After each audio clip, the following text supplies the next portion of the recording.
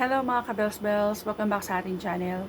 Papakita ko sa inyo yung ginagamit ko ngayon sa buhok. Ito ay para siyang leave-on. So, iiwan mo lang siya sa buhok mo pagkatapos mo maligo.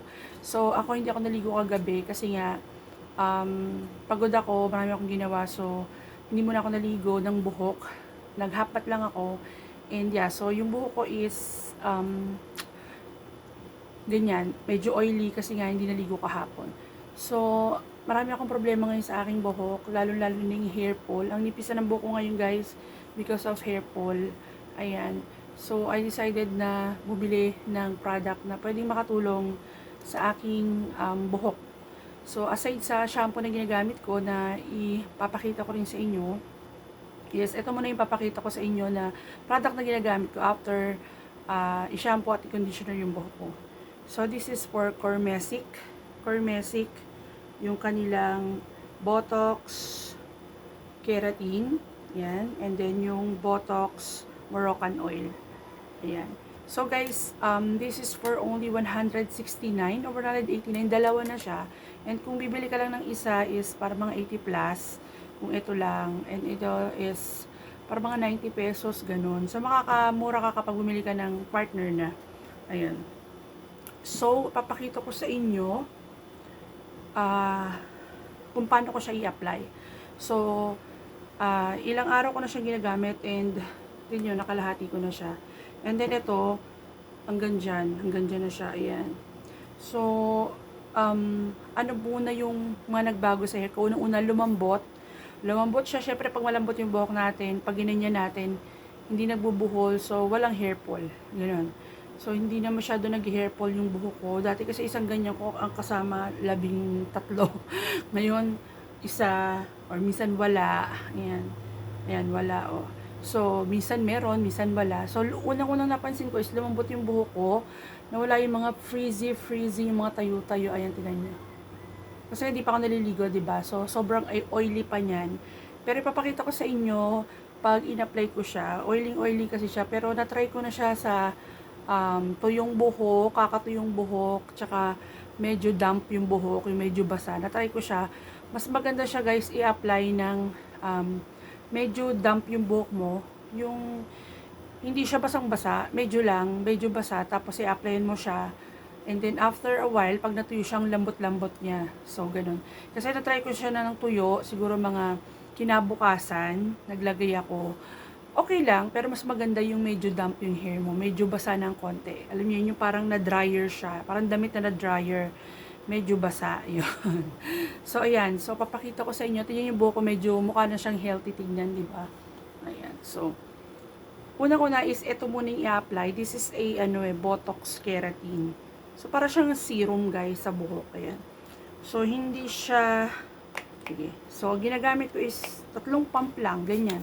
Tapos nilalagay ko lang siya dito sa pinaka ng buhok ko, gitna, tsaka dito sa may part ng medyo dito, na ginaganyan. Minamassage ko siya. Yan. Sa aking keratin. Yan. Ang buhok ko kasi guys is medyo medyo frizzy. Frizzy talaga siya, tsaka kulot ang buhok ko guys, kaya lang na-straight yan, nilagyan ko kasi ng kulay. Kasi di ba pag kinukulay yung buhok, may halong straightening effect din yun. So medyo na-straight siya ng konti. Nasisinga ako gusto ko sana yung buhok ko, iniwan ko na lang ng kulot. Yan, so, ganyan natin. Minamassage ko yan sa aking scalp. Yan. Since di naman ako naligo, i-demo ko lang sa inyo kung paano ko siya ilagay. Hindi natin masyado makikita yung result kasi nga hindi damp yung hair ko and hindi pa ako naliligo ng buhok. Ayan. So after this, medyo iwanan ko lang ng patuin ko lang ng konti, mga 2 minutes, ganyan. After 2 minutes, ito naman yung i-apply natin. This is yung Moroccan oil nila. Cormesic Botox Moroccan Oil. So nakalagay siya sa ganito, yung parang ellipse. Nakatry na kayong ellipse yung nilalagay sa buhok. Yung ganun siya. And then, guys, ito yung maganda sa kanya. Sobrang ganda nito. Pag in-apply mo to sa buhok, sobrang lambot. Sobrang smooth. Ang sarap. Sarap nga yung lotion. Yan yun. Masarap niya ilagay sa sa lotion. Tapos, yan, igaganyan lang siya. Oh. Sa inyo lang siya. Yan. Pagkapisa nyo is, ganyan siya sa buhok. Tapos, lagay nyo siya sa inyong hair. Yan. Yan. Kung ano ang buhok nyo, yung, kung ano ang buhok nyo, yung matigas, maganda siya guys. Nakakalambot siya ng buhok. Yun ang una ko napansin sa kanya, lumambot talaga yung buhok ko. Ayan, para ka nag-oil sa buhok, pero after a while, nawawala siya. After a while, yung ano niya is nawawala, yung parang kintab. Ayan. Nawala yung mga frizzy hair ko dito guys. Though meron pa akong nakikita minsan, pero nag-lessen talaga siya. And half bottle pa lang naman yung nagagamit ko. Siguro mga 2 weeks ko na itong ginagamit. Ayan. Nawala talaga yung mga tayo-tayo ng buhok ko. Kaso, sa unang apply niya, para siyang dinilaan ng baka. Pero guys, after this, tuyuin nyo lang siya ng konti. Okay na siya. Yan. Pinapatuyo ko lang yan minsan sa electric pan. Then, okay na siya. Ganun lang. So, yan. Yan yung final niya, guys. Diba? Parang nag-baby oil ng buhok. Pero much better.